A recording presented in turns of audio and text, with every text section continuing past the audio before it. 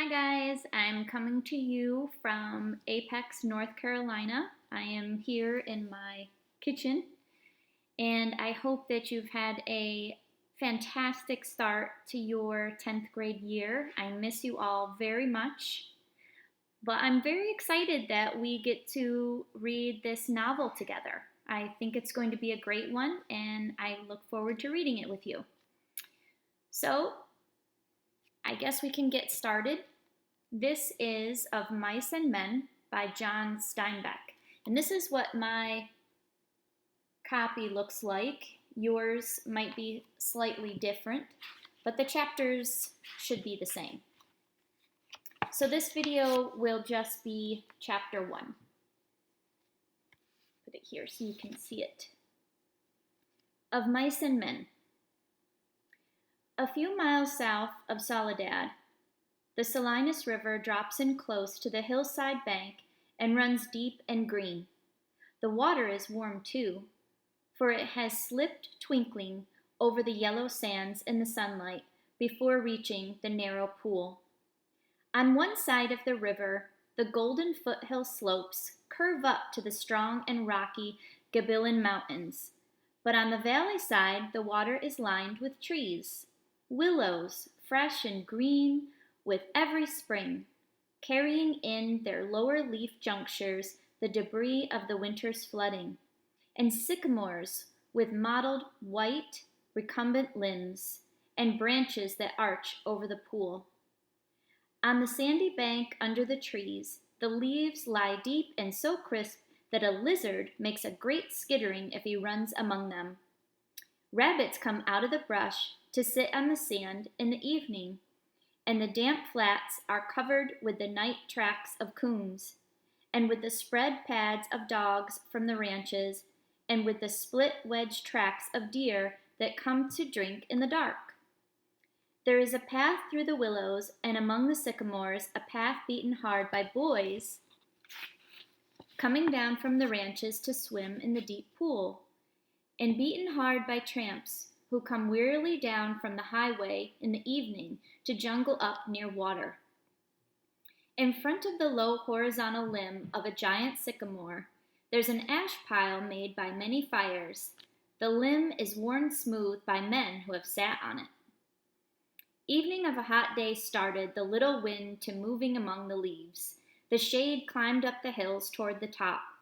On the sandbanks, the rabbit sat as quietly as little gray sculptured stones, and then from the direction of the state highway came the sound of footsteps on crisp sycamore leaves.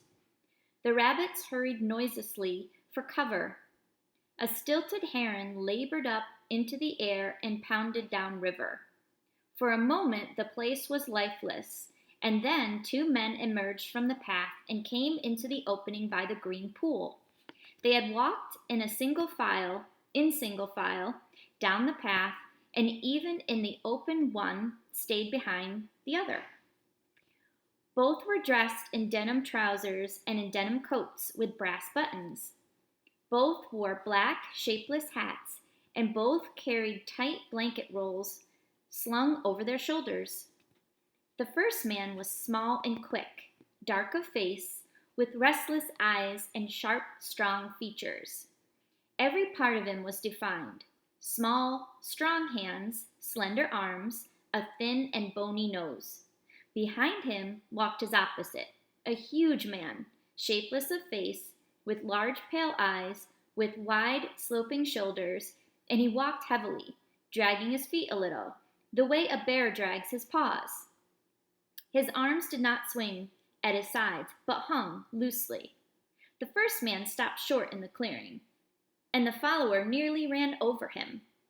He took off his hat and wiped the sweatband with his forefinger and snapped the moisture off. His huge companion dropped his blankets and flung himself down and drank from the surface of the green pool, drank with long gulps, snorting into the water like a horse. The small man stepped nervously beside him. "Lenny," he said sharply. "Lenny, for God's sakes, don't drink so much." Lenny continued to snort into the pool.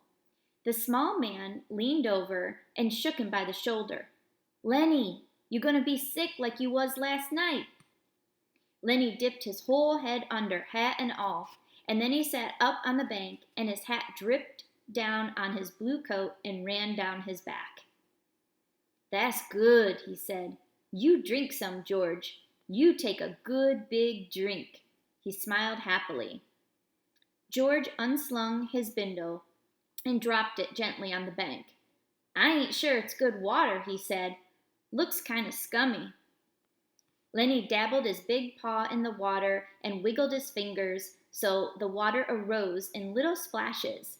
Rings widened across the pool to the other side and came back again. Lenny watched them go. "Look, George, look what I done." George knelt beside the pool and drank from his hand with quick scoops. "Tastes all right," he admitted. "Don't really seem to be running, though. You never ought to drink water when it ain't running, Lenny," he said hopelessly. "You'd drink out of a gutter if you were thirsty." He threw up a scoop of water into his face and rubbed it about with his hand, under his chin and around the back of his neck. Then he replaced his hat, pushed himself back from the river, drew up his knees, and embraced them.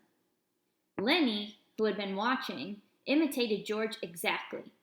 He pushed himself back, drew up his knees, embraced them, looked over to George to see whether he had it just right. He pulled his hat down a little more over his eyes, the way George's hat was. George stared morosely at the water. The rims of his eyes were red with sun glare. He said angrily, "We could just as well have rode clear to the ranch if that bastard bus driver knew what he was talking about. Jess, a little stretch down the highway," he says. "Jess, a little stretch. Gosh darn near 4 miles, that's what it was. Didn't want to stop at that ranch gate, that's what. Too gosh darn lazy to pull up. Wonder he isn't too darn good to stop in Soledad at all. Kicks us out and says, 'Just a little stretch down the road.' I bet it was more than 4 miles. Darn hot today." Lenny looked timidly over to him. "George?" "Yeah, what do you want?" "Where are we going, George?" The little man jerked down the brim of his hat and scowled over at Lenny. "So you forgot that already, did you? I gotta tell you again, do I?" "Jesus, you're a crazy jerk." "I forgot," Lenny said softly. "I tried not to forget. Honest to God, I did, George." Okay, I'll tell you again. I ain't got nothing to do. Might just as well spend all my time telling you things, and then you forget 'em, and I tell you again." "Tried and tried," said Lenny, "but it didn't do no good. I remember about the rabbits, George." "The heck with the rabbits. That's all you can ever remember is them rabbits." "Okay, now you listen, and this time you gotta remember so we don't get in no trouble. You remember sitting in that gutter on Howard Street and watching that blackboard?" Lenny's face broke into a delighted smile. "Why, sure, George, I remember that." "But what did we do then?" "I remember some girls came by and you say, 'The heck with what I says.' You remember about us going into Murray and Reddy's and they give us work cards and bus tickets?" "Oh, sure, George, I remember that now." His hands went quickly to his side coat pockets. He said gently, "George, I ain't got mine. I must have lost it." He looked down at the ground in despair. "You never had none, you crazy jerk. I got both of 'em here. Think I'd let you carry your own work card?" Lenny grinned with relief. I thought I put it in my side pocket." His hand went into the pocket again. George looked sharply at him.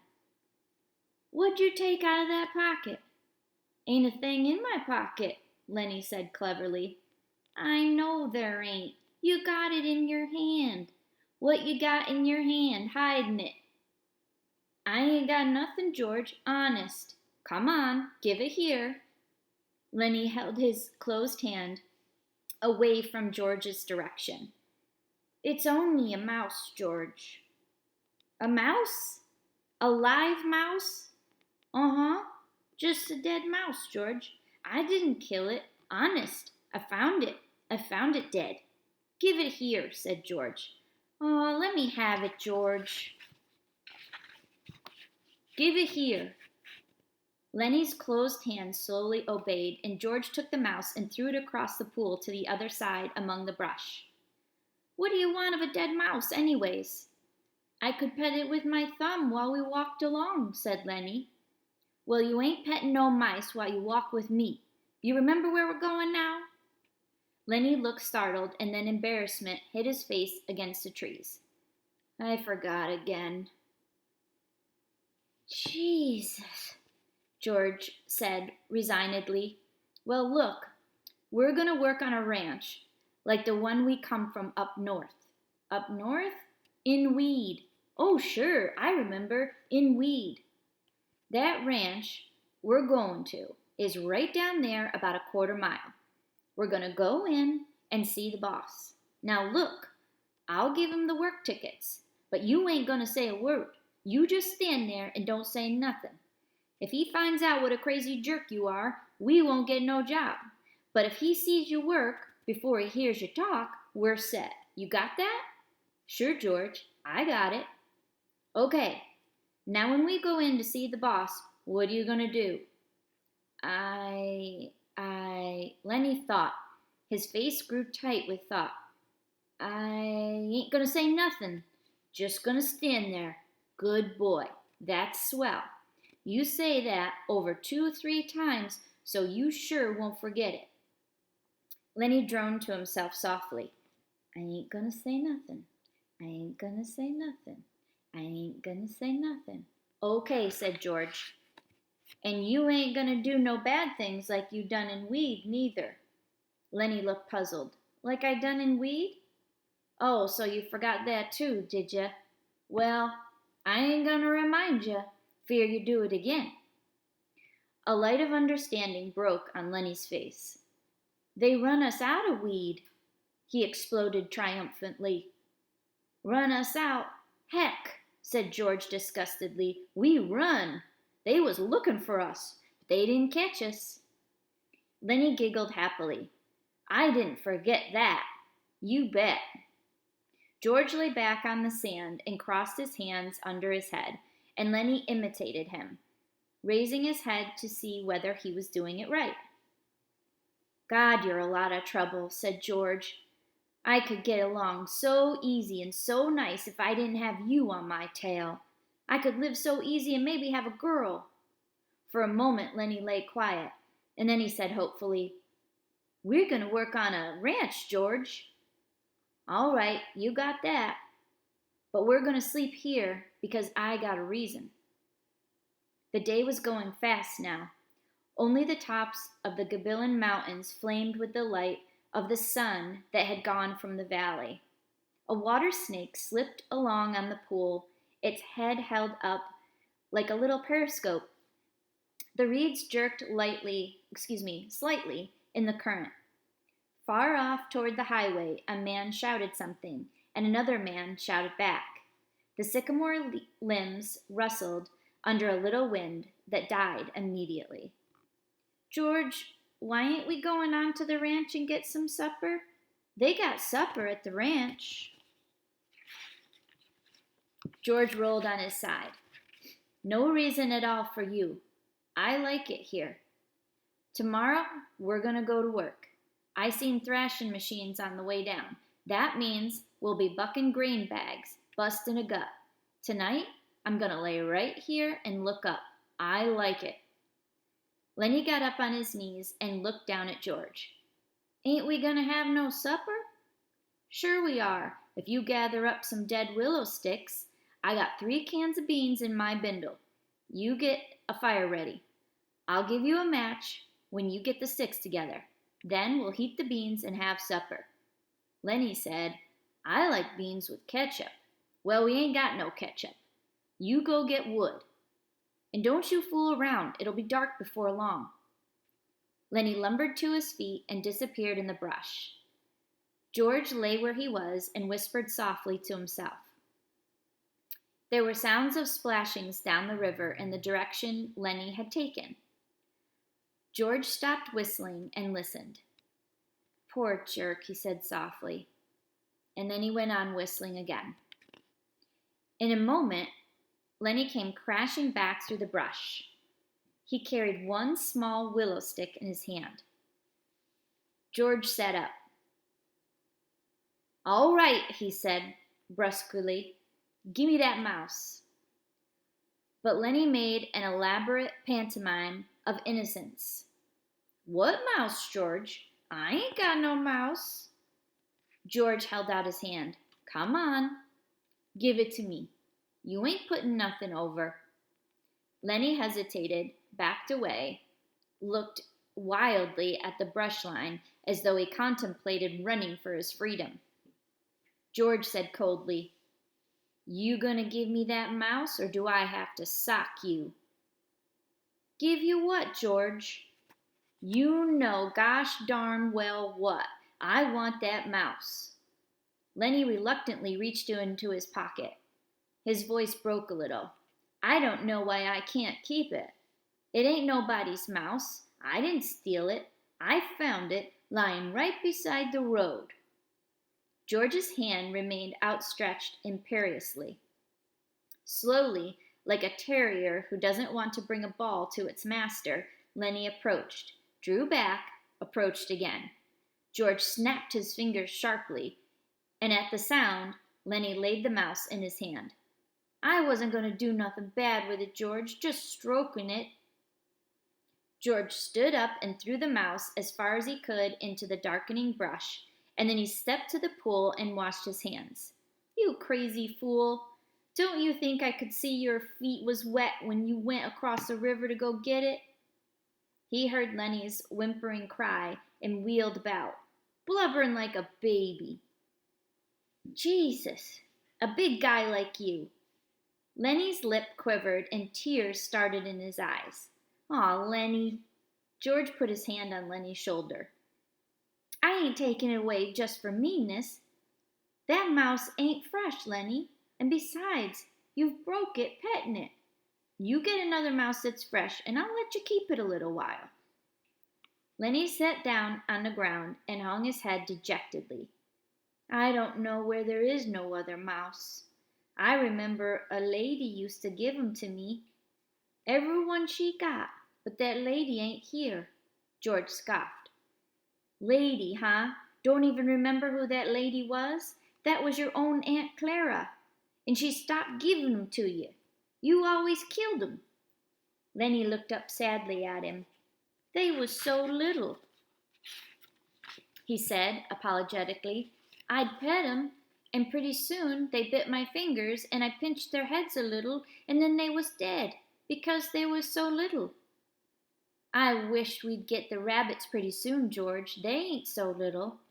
The heck with the rabbits. And you ain't to be trusted with no live mice. Your Aunt Clara give you a rubber mouse, and you wouldn't have nothing to do with it. It wasn't no good to pet, said Lenny. The flame of the sunset lifted from the mountaintops, and the dusk came into the valley, and a half-darkness came in among the willows and the sycamores. A big carp rose to the surface of the pool, gulped air, and then sank mysteriously into the dark water again, leaving widening rings on the water. Overhead, the leaves whisked again, and the little puffs of willow cotton blew down and landed on the pool's surface. You gonna get that wood? George demanded. There's plenty right up against that back of that sycamore. Floodwater wood. Now, you get it. Lenny went behind the tree and brought out a litter of dried leaves and twigs. He threw them into a heap on the old ash pile and went back for more and more. It was almost night now. A dove's wings whistled over the water. George walked to the fire pile and lighted the dry leaves. The flame cracked up among the twigs and fell to work. George undid his bindle and brought out 3 cans of beans. He stood them about the fire, close in against the blaze, but not quite touching the flame. "There's enough beans for 4 men," George said. Lenny watched him from over the fire. He said patiently, "I like 'em with ketchup." "Well, we ain't got any," George exploded. "Whatever we ain't got, that's what you want. God Almighty, if I was alone, I could live so easy. I could go get a job and work and no trouble, no mess at all. And when the end of the month come, I could take my $50, go into town and get whatever I want. Why, I could stay in a cat house all night. I could eat any place I want, hotel or any place, order any darn thing I could think of. And I could do all that every darn month. Get a gallon of whiskey, or sit in a pool room and play cards or shoot pool." Lenny knelt and looked over the fire at the angry George, and Lenny's face was drawn with terror. "And what I got," George went on furiously, "I got you. You can't keep a job, and you lose me every job I get. Just keep me shoving all over the country all the time. And that ain't the worst. You get into trouble. You do bad things, and I gotta get you out." His voice rose nearly to a shout. "You crazy son of a gun. You keep me in hot water all the time." He took on the elaborate manner of little girls when they are mimicking one another. "Just wanted to feel that girl's dress. Just wanted to pet it like it was a mouse." "Well, how the heck did she know you just wanted to feel her dress? She jerks back and you hold on like it was a mouse. She yells and we gotta hide in an irrigation ditch all day with guys looking for us. And we gotta sneak out in the dark and get out of the country. All the time something like that, all the time. I wished I could have put you in a cage with about 1,000,000 mice and let you have fun." His anger left him suddenly. He looked across the fire at Lenny's anguished face, and then he looked ashamedly at the flames. It was quite dark now, but the fire lighted the trunks of the trees and the curving branches overhead. Lenny crawled slowly and cautiously around the fire until he was close to George. He sat back on his heels. George turned the bean cans so that another side faced the fire. He pretended to be unaware of Lenny so close beside him. "George?" Very softly, no answer. "George? What do you want?" "I was only fooling, George. I don't want no ketchup. I wouldn't eat no ketchup if it was right here beside me." "If it was here, you could have some." "But I wouldn't eat none, George. I'd leave it all for you. You could cover your beans with it, and I wouldn't touch none of it." George still stared morosely at the fire. "When I think of the swell time I could have without you, I go nuts. I never get no peace." Lenny still knelt. He looked off into the darkness across the river. "George, you want I should go away and leave you alone?" "Where the heck would you go?" "Well, I could. I could go off in the hills there, some place. I'd find a cave." "Yeah? How'd you eat? You ain't got sense enough to find nothing to eat." "I'd find things, George. I don't need no nice food with ketchup. I'd lay out in the sun and nobody'd hurt me. And if I found a mouse, I could keep it. Nobody'd take it away from me." George looked quickly and searchingly at him. "I been mean, ain't I?" "If you don't want me, I can go off in the hills and find a cave. I can go away any time." "No, look, I was just fooling, Lenny, 'cause I want you to stay with me. Trouble with mice is you always kill 'em." He paused. "Tell you what I'll do, Lenny. First chance I get, I'll give you a pup. Maybe you wouldn't kill it. That'd be better than mice, and you could pet it harder. Lenny avoided the bait. He had sensed his advantage. If you don't want me, you only just got to say so, and I'll go off in those hills right there, right up in those hills and live by myself. And I won't get no mice stole from me, George said. I want you to stay with me, Lenny. Jeez, somebody'd shoot you for a coyote if you was by yourself. No, you stay with me. Your Aunt Clara wouldn't like you running off by yourself, even if she is dead. Lenny spoke craftily. Tell me, like you done before. Tell you what? About the rabbits. George snapped. You ain't gonna put nothing over on me. Lenny pleaded. Come on, George, tell me, please, George, like you done before.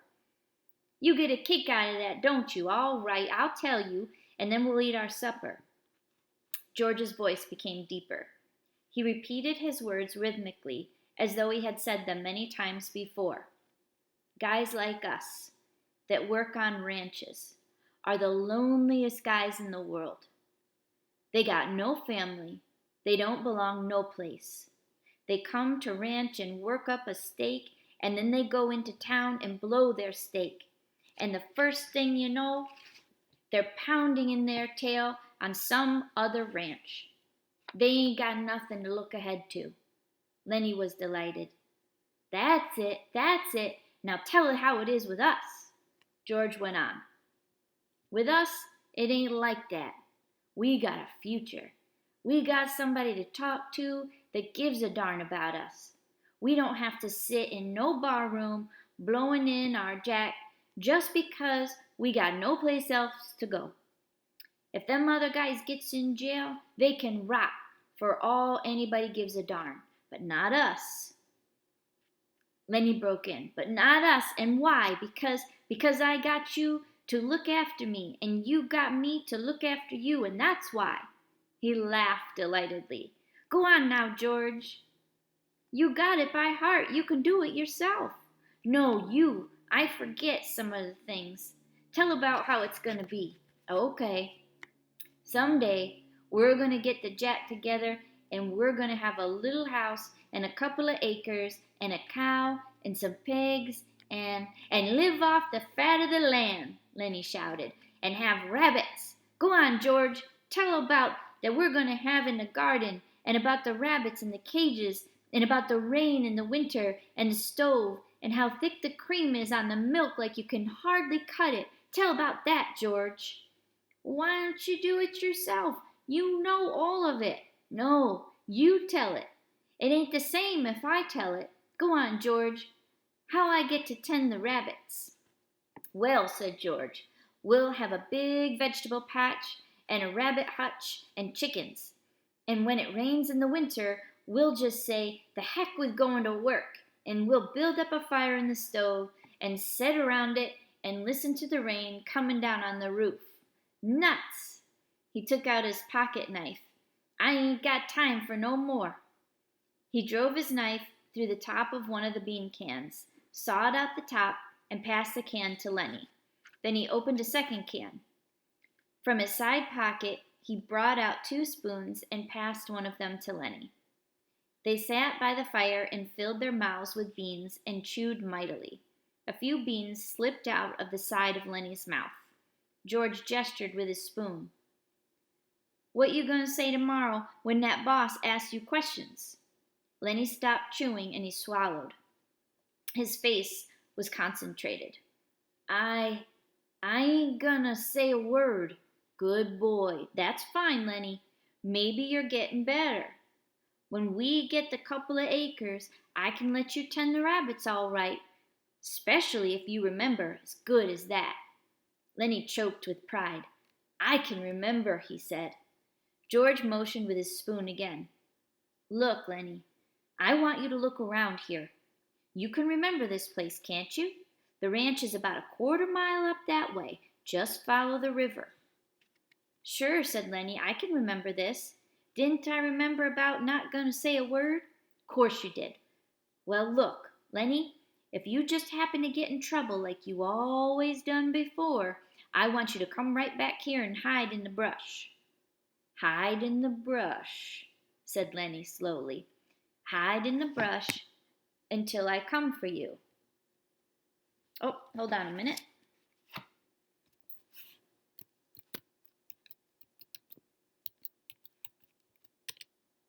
Sorry about that. The screen shut down. Okay. Can you remember that? Sure I can, George. Hide in the brush till you come. But you ain't gonna get in no trouble, because if you do, I won't let you tend the rabbits. He threw his empty bean can off into the brush. I won't get in no trouble, George. I ain't gonna say a word. Okay. Bring your bindle over here by the fire. It's gonna be nice sleeping here. Looking up in the leaves. Don't build up no fire. We'll let her die down. They made their beds on the sand, and as the blaze dropped from the fire, the sphere of light grew smaller. The curling branches disappeared, and only a faint glimmer showed where the tree trunks were. From the darkness, Lenny called, George, you asleep? No, what do you want? Let's have different color rabbits, George.